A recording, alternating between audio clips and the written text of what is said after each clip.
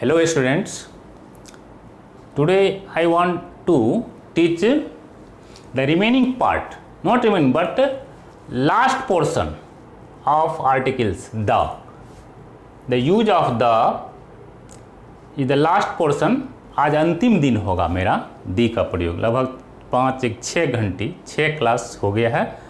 अब उसके बाद तब हम पढ़ाएंगे, इसका पढ़ तो लेंगे, एन पढ़ लिए, फिर उसका प्रयोग कहाँ होता है, कैसे परीक्षा में पूछा जाता है। अगले क्लास में, अगले वीडियो में मेरा देखिएगा कि मैट्रिक बोर्ड में, बिहार बोर्ड में कैसे पूछा जाता है, सीबीएसई बोर्ड में कैसे पूछा जाता है ऑब्जेक्टिव क्वेश्चन एन से, फिर IC board, ISC intermediate Bihar board में कैसे पूछा जाता है, फिर सीबीएसई बोर्ड 12 में कैसे पूछा जाता है।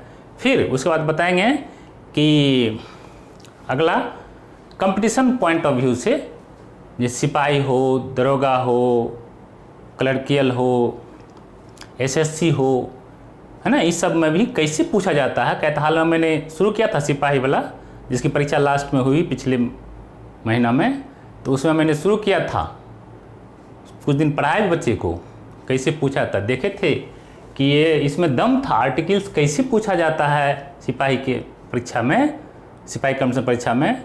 आसान बात नहीं था उस सब सिपाही के लिए। पहले सिपाही हल्का में दौड़ के निकल जाता था, अब उसमें भी दम दे दिया है, ग्रामेटिकल से रूट से ले लिया है, कहाँ कैसे क्या पूछा जाता है। ठीक है, तो बताएंगे अगले क्लास में। आज हमको लास्ट 5-6 गो नियम है, उसको मैं पढ़ा देता हूँ, तब आज ख़त्म हो जाएगा आर्टिकल्स। अगले क्लास में तब हम पढ़ाएंगे कैसे पूछा जाता है, इस पर चलेंगे आगे बढ़िए। अब हम लिखाते हैं, इसका लास्ट 20 हो गया था, 20 तक हम पढ़ा दिए थे, आज पढ़ाएंगे 21। यूज ऑफ द का प्रयोग पढ़ाने जा रहे हैं। लास्ट पोर्शन, अंतिम भाग है ये, डिफिनिट आर्टिकल है द का, आज ख़त्म हो जाएगा। आर्टिकल्स तो ये हम पढ़ा ही दिए सब पहले, आज ये लास्ट पोर्शन है, लास्ट डे समझिए। तो इसमें है द 21वां नियम होगा आज। रूल 21 लिखिए, the is used in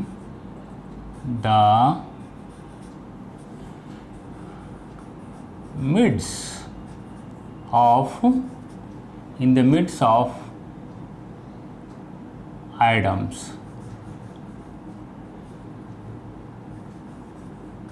idioms कहावत से होता है, आइडम्स और फ्रेज भी कर सकते हैं, फ्रेजेज। अब यहाँ ध्यान दीजिए, कहता है कोई कहावत या फ्रेज के बीच में ऐसा कुछ वर्ड है, उसके पहले द लगता है। अब यहाँ द देखिए, खुद इस नियम में भी एक फ्रेज है, in the midst of idiom, idiom के बीच, देखिए खुद यहाँ द लग गया। इसको हम कह सकते हैं, जैसे हम कोई सिनेमा देखते हैं ना, और उसके अंदर जो यदि कोई हीरो या नायक देखता है टीवी, तो उसको कहा जाता है play with in play, drama के बीच ड्रामा। यहाँ हम पढ़ाने जा रहे हैं, कोई फ्रेज के पहले कोई फ्रेज के बीच में द लगता है। क्या लगता है? फ्रेज के बीच में द लगता है। तो यह नियम में भी है, देखिए ध्यान दीजिए, ये नियम खुद है, the is used in the midst of, माने होता है बीच में, इन द मिड्स ऑफ माने होता है बीच में, तो बीच में होता है, या नियम में भी है। हम एग्जाम्पल भी आपको देते हैं, अभी देखिए कैसे बीच में आता है। एग्जाम्पल लीजिए, जैसे कहते हैं बाएं लेके चलो, कीप टू द लेफ्ट, बाएं लो या राइट में दायां, बाएं लेके चलो या दाएं लेके चलो। यहाँ देखिए क्या है, इन द मिड्स बीच में है ना, द का प्रयोग की कोई कीप टू द लेफ्ट एक आइटम्स हो गया, बाएं लेके चलो दाएं लेके चलो, इसके बीच में आ गया। रूल में भी है, देखिए रूल समझिए, the is used in the midst of, खुद रूल भी बता रहा है, रूल में भी ये आ गया, वही हुआ rule with in rule, rule के अंदर भी ये रूल है जो हम पढ़ाने जा रहे हैं। इन द मिड्स ऑफ, क्या है इन द मिड्स ऑफ, एक आइटम्स है जिसके बीच में है नदी। अब फिर यहाँ भी बताए हम, फिर आगे चलते हैं।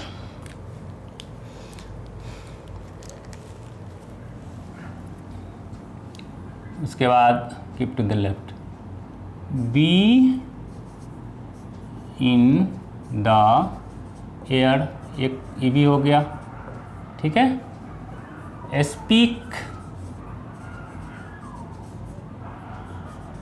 Speak to the point, point पर बोलने कहता है, पॉइंट पर बोलो, स्पीक टू द पॉइंट, मुद्दा पर बोलो कहता किसी को।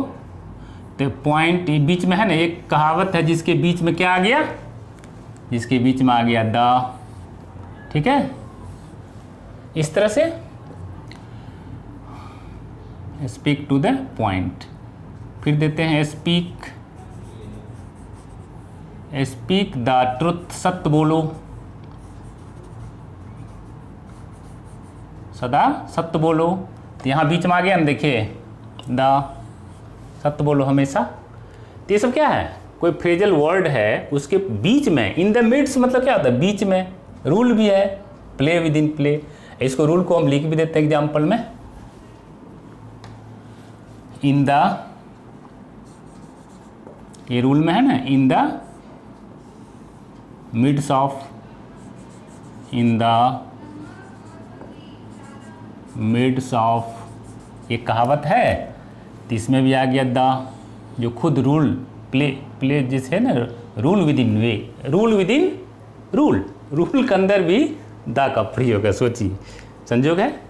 दूसरा है, अब पढ़ाते अगला, ये तो हो गया। एक बात और ध्यान दीजिए, हाँ, जब आ गई सच बोलना है, सत्य बोलना क्या होता है, सत्य बोलना का स्पीक टू ट्रूथ।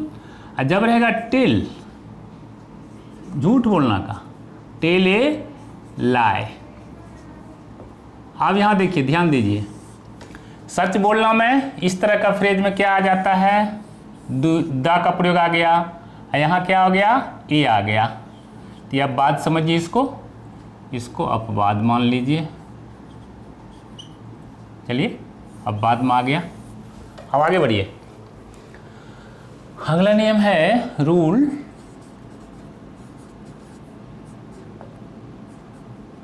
22। ध्यान दीजिए, the is used, the is also used, the is also used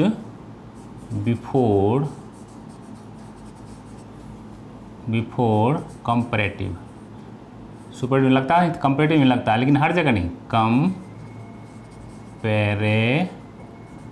comparative degree, लेकिन हर जगह नहीं लगता है। डिग्री कहिए, एडजेक्टिव कहिए।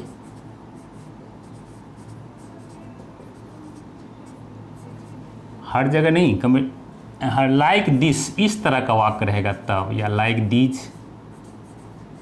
इन तरह के वाक्यों में द लगता है। अथी क्या कहते हैं, कंपैरेटिव के पहले भी क्या लगता है, द का प्रयोग होता है। कंपैरेटिव के पहले भी, कुछ ही वाक्य, सब में नहीं लगेगा, बताएंगे उसको सब में क्यों नहीं लगता है। देखिए आगे बढ़िए, दिखाते हैं एग्जाम्पल में। सी इज द वाइजर,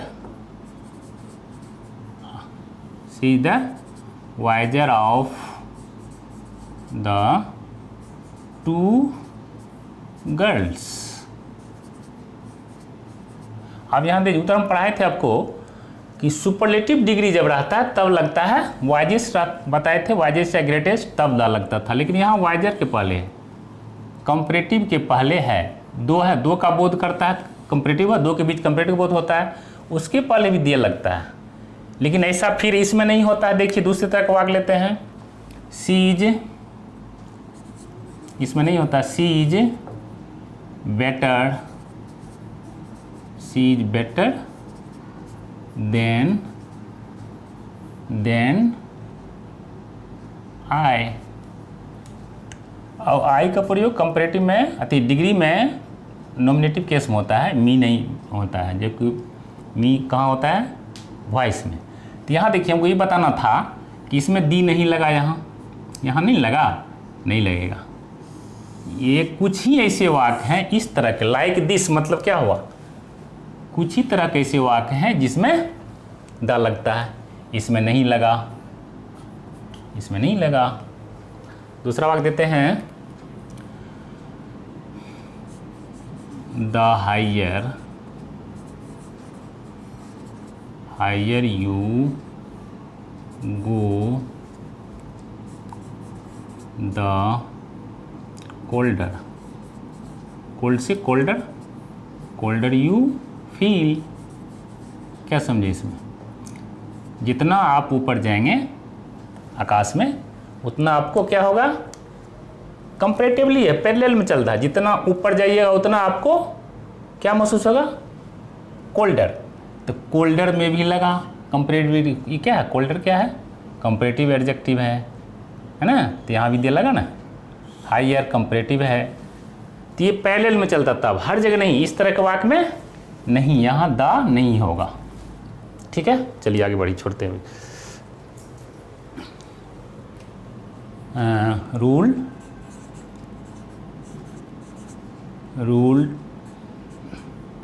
23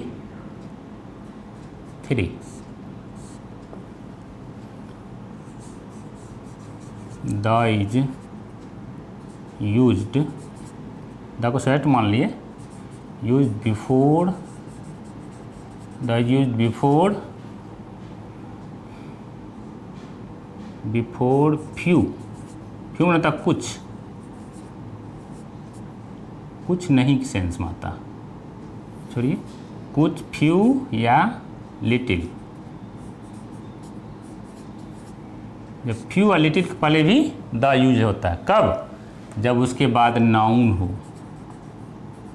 और उसके बाद एडजेक्टिव क्लॉज भी हो, तब होता है, हर जगह नहीं, एडजेक्टिव क्लॉज रहे तब, एडजेक्टिव क्लॉज रहेगा नाउन के बाद तभी लगेगा, ऐसा वैसे नहीं होगा। एग्जाम्पल लेते हैं, द का प्रयोग होता है फ्यू पर, लेकिन कब होता है, जब उसके बाद नाउन भी हो, एडजेक्टिव क्लॉज हो, दो वाक्य खंड रहेगा। एग्जाम्पल लीजिए, जैसे आई, मेरे पास कलम है, आई हैव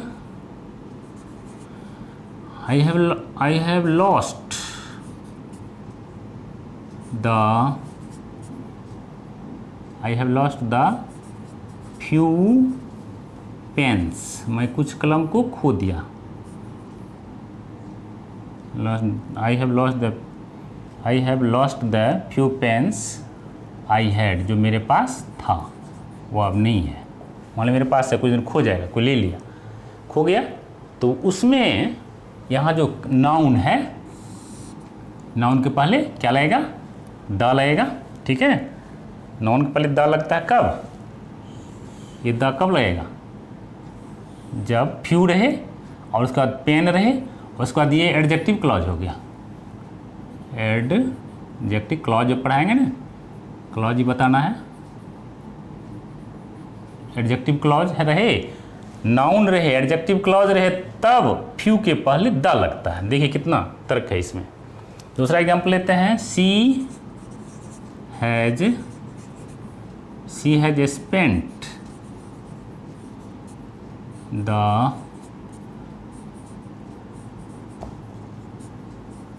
लिटिल मनी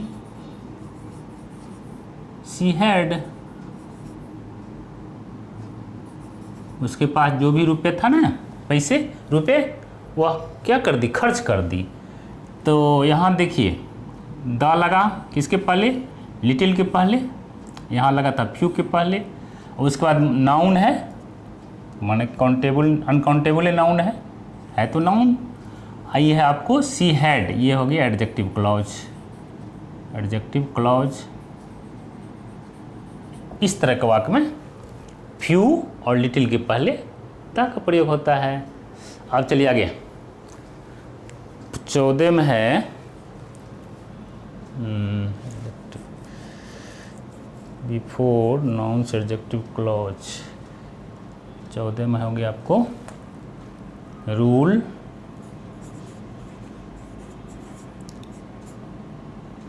चौदह नहीं 24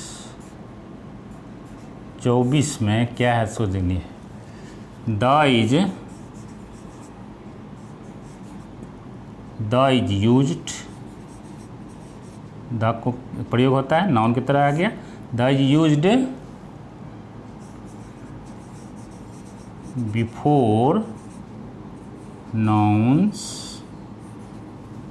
नाउन्स प्लस एडजेक्टिव क्लॉज की तरह से, एडजेक्टिव क्लॉज।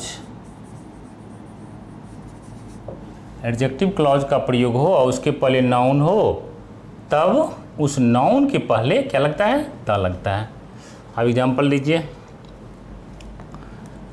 एग्जाम्पल में the gold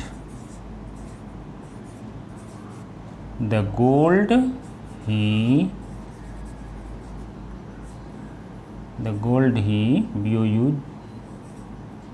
B-O-U-G-S-T, the gold he bought is not pure। अब इज नॉट प्योर यहाँ सब्जेक्ट छिपा हुआ है, ये हो गया आपका एडजेक्टिव क्लॉज। इसके पहले क्या है, नाउन है, तो नाउन के पहले क्या लग गया, द। ठीक है, अब आगे बढ़िए। दूसरा example, the words he spoke is not true. वे शब्द जो बोला, कुछ बोला हो, वह क्या था, सही नहीं था। तो ये हो गया आपको, यहाँ सब्जेक्ट छिपा हुआ है, ये हो गया एडजेक्टिव क्लॉज, है ना। यहाँ जो ये नाउन है, वर्ड्स कहता है ना, the is used before nouns, noun के बाद क्या हो, यहाँ एडजेक्टिव क्लॉज यहाँ तक आ गया ना। अदेम छोड़ा, ये एडजेक्टिव क्लॉज है, पूरा एडजेक्टिव क्लॉज हो गया यहाँ से लेके यहाँ तक। तो इसके पहले जो नाउन है उसके पहले क्या लग गया, द लग गया। अब चलिए लास्ट है, आज द का यहीं पूर्ण विराम देंगे द को, उसके बाद इस पर हम क्वेश्चन पढ़ते हैं जो पहले बता चुके हैं। रूल 25, इसमें देखिए, the is used before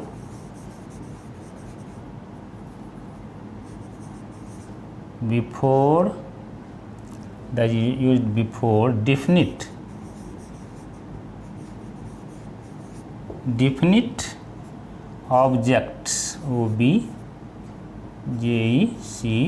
definite objects या places।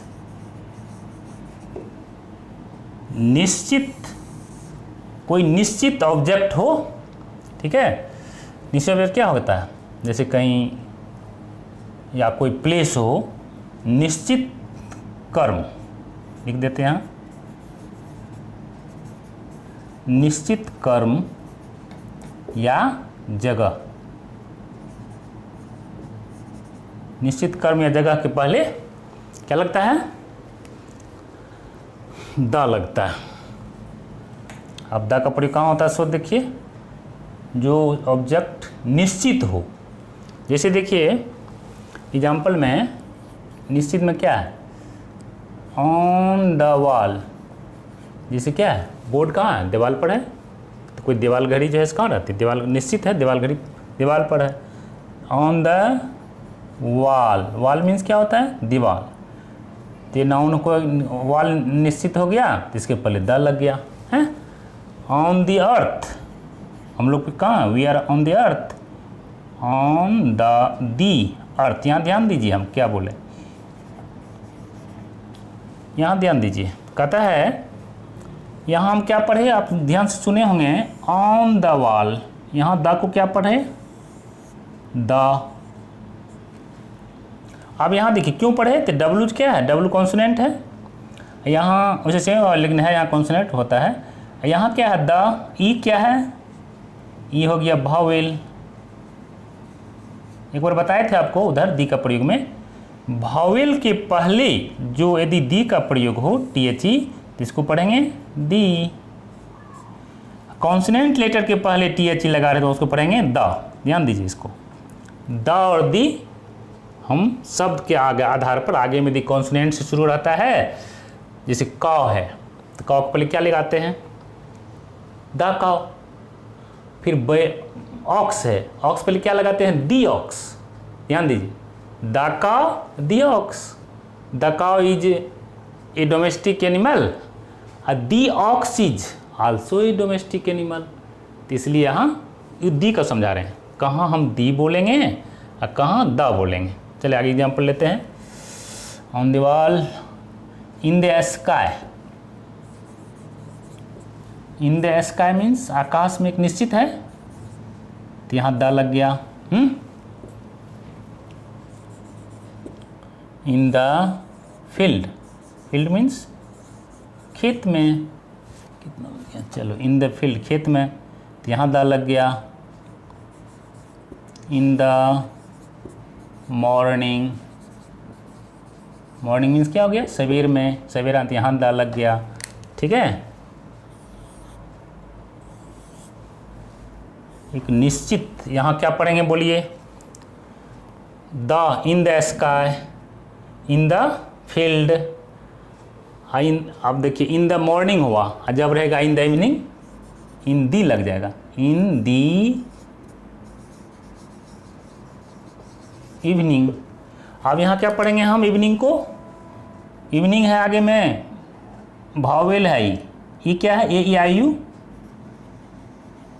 वावेल से शुरू हो तो इसको क्या पढ़ेंगे बताइए, दी। तो बोलेंगे इन दी इवनिंग। और जब मॉर्निंग रहेगा, मॉर्निंग क्या है, कॉन्सोनेंट है, हैं, कॉन्सोनेंट लेटर है, तो यहाँ पढ़ेंगे द। सिर्फ बोलने में देख लिए, फिर से सुनिए, ऑन द वॉल का है तो यह कॉन्सोनेंट है, ऑन दी अर्थ का है तो यह वावेल से शुरू है, in the sky, sky consonant है तो द बोलेंगे इसको। ठीक है, फील्ड में F कॉन्सोनेंट है तो द बोलेंगे, फिर M कॉन्सोनेंट है तो द बोलेंगे इसको। अब फिर इवनिंग आ गया, इवनिंग में आ गया वावेल तो दी बोलेंगे इसको। इस तरह से आर्टिकल्स का अध्याय आज क्लॉज यहीं क्लोज कर देते हैं। हो गया 6 घंटे हुई, 6 गो वीडियो आप देखिएगा, हमारा YouTube पे जाइएगा ना तो मिलेगा।